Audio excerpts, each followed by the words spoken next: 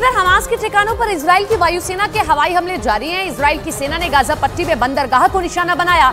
Israel के इस हमले में गाजा बंदरगाह पर एक साथ बमों की बौछार हो गई और सामने आए वीडियो में इजराइल की फौज गाजा के बंदरगाह को तबाह करती दिखाई दी।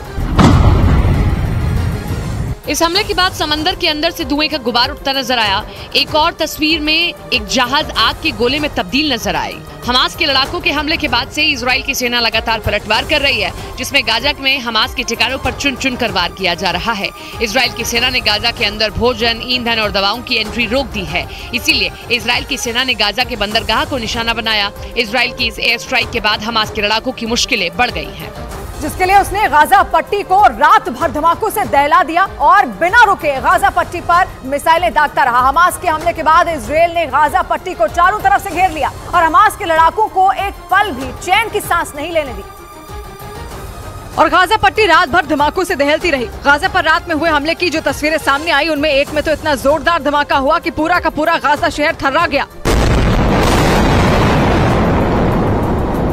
वहीं एक दूसरे वीडियो में रात में एक के बाद एक कई धमाके होते दिखे, जिसने रात के अंधेरे और सन्नाटे दोनों को खत्म कर दिया। एक धमाका तो इतना जबरदस्त था कि कान के पर्दे फट जाएं।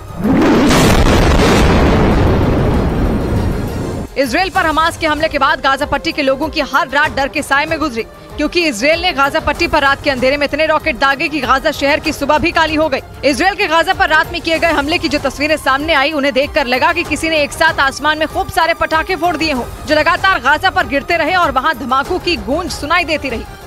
इधर इजराइल पर हमास के भीषण हमले में अर्जेंटीना को भी नुकसान उठाना पड़ा, क्योंकि इजराइल में रह रहे अर्जेंटीना के 7 नागरिकों की हमास के हमले में मौत हो गई, जबकि अर्जेंटीना के कई नागरिक इजराइल पर हुए हमले के बाद बचाए गए। अर्जेंटीना के विदेश मंत्री ने इसकी पुष्टि की और वहां से अपने सभी नागरिकों को सुरक्षित बाहर निकालने का भरोसा दिया। गाजा पट्टी में इजराइल के हवाई हमले में फिलिस्तीन के 3 पत्रकारों की भी मौत हो गई और बताया गया कि वहां एक इमारत को खाली कराने के दौरान तीनों पत्रकार पूरे घटनाक्रम की कवरेज कर रहे थे।